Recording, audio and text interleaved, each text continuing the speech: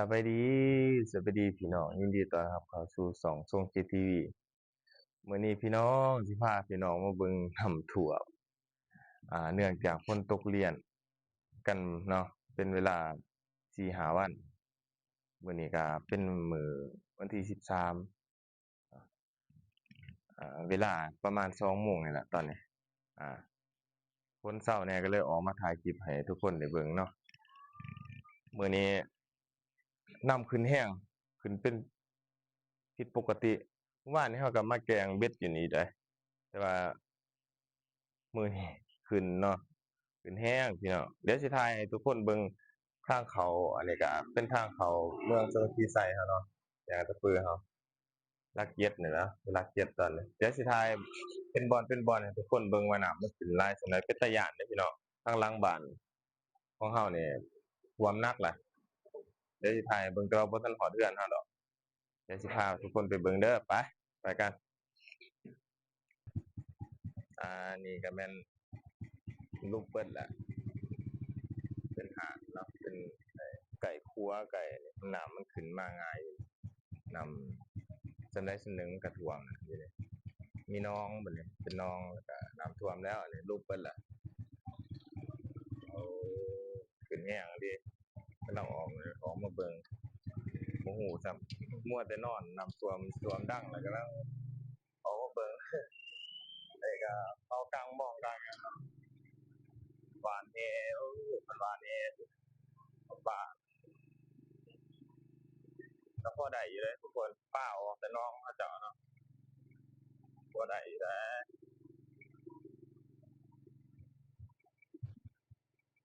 ท่วมเบิดอันนี้เป็นทางหลวงเลยแหละทางเข้าแจ้งอัตตปือเป็นหลักเกียรติเนาะท่วมเบิดท่านนี่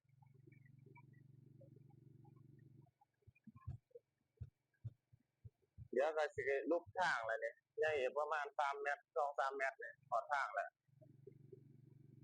นี่เป็นฟาร์มไก่ท่วมเบิดฟาร์มไก่เพื่อนเขาเจ้าอยู่ดูมันเป็น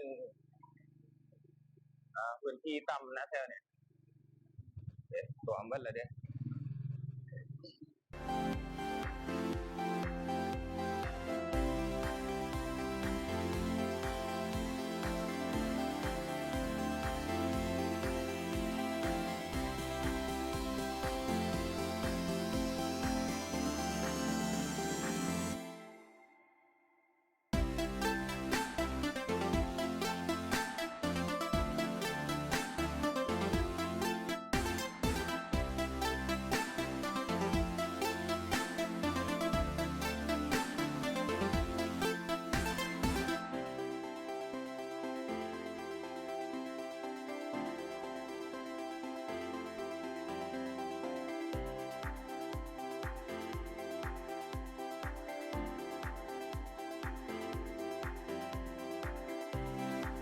เบิดแล้วนี่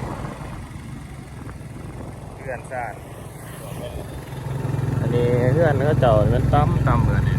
ท่วมทุกปีแหละคันน้ำขึ้นมาท่วมง่ายไปก็กลางมองหาปลาได้เลย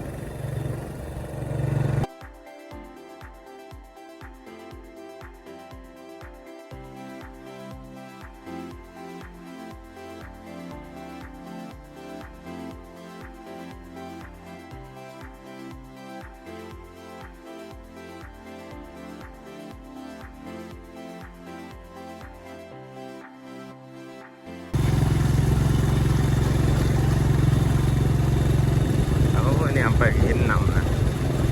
เป็นแห้งอันนี้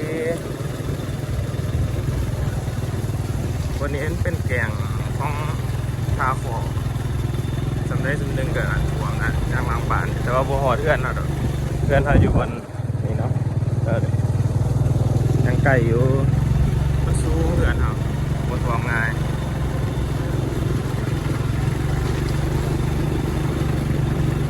เจ้าใหญ่รถมาแล้ว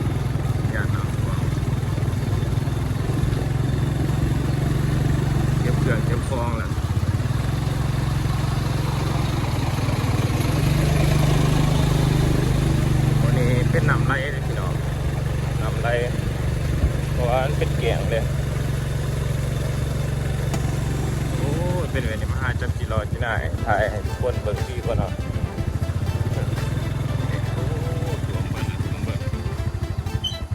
ทางเลยเนี่ยเส้นทางไปเนี่ย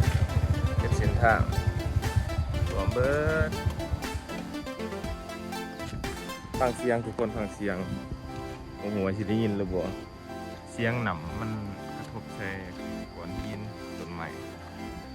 เป็นน้ำไหลเด้เห็นไหมเนี่ยเลยเด้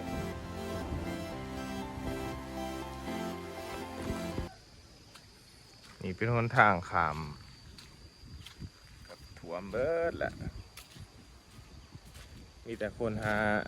จิโร่จิน่ายไหนนี่เสียงป่าวนทีเดียวนี่น้ำไหลเลยนี่น้ำกำลังมาเพราะว่าทางอัตตปื้อมันต่ำมันก็เป็นไหน้ำทางซีกองเนาะแจ้งซีกองสารวัตรไหลมาผีมะโฮมอยู่อัตตปื้อเบิดพระเจ้าก็ปล่อยเกลือนปล่อยย่างแน่ค่ะน้ำแห้งขึ้นไว้เมื่อวานนี่บ่แม่นสิได้ขึ้นลายได้ยังหอด3 เมตรเนาะ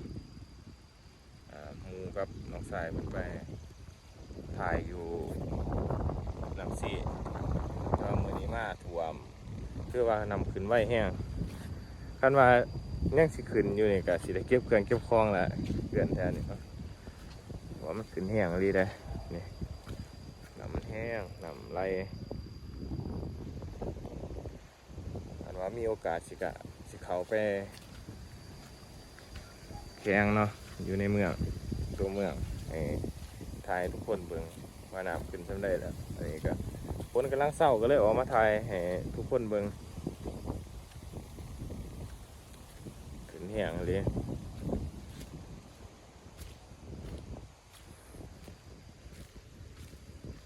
ไฟเฮือนไก่ไฟเฮือนสูงก็โอเคเนาะหลอดไปไฟเฮือนไก่นำก็เขาติดตามระวัง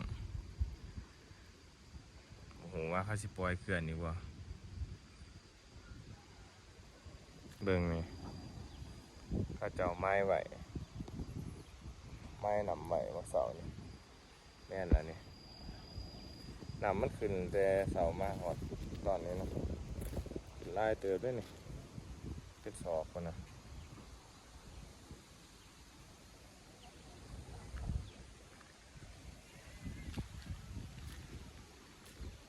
นี่ก็เป็นผากเบื้องผู้ผากเบื้องทางเหมือนขี่รถเนาะเขาเจ้าไม้นำโอ้ยโดนไปได้นะเป็นสูงเติบเลย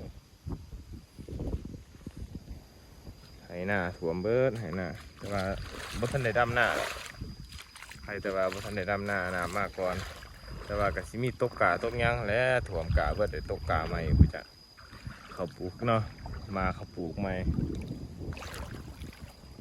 โอ้ยถ่วมแห้งนะตามที่ได้ยินเขาแจ้งการเดียวFacebook ก็ถ่วมลัดทางเมืองปักเสียตะปื้อถ่วมเบิดล่ะ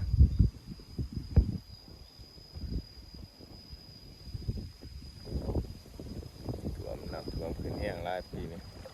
ถ่วมไว้คนมาไว้ปีนี่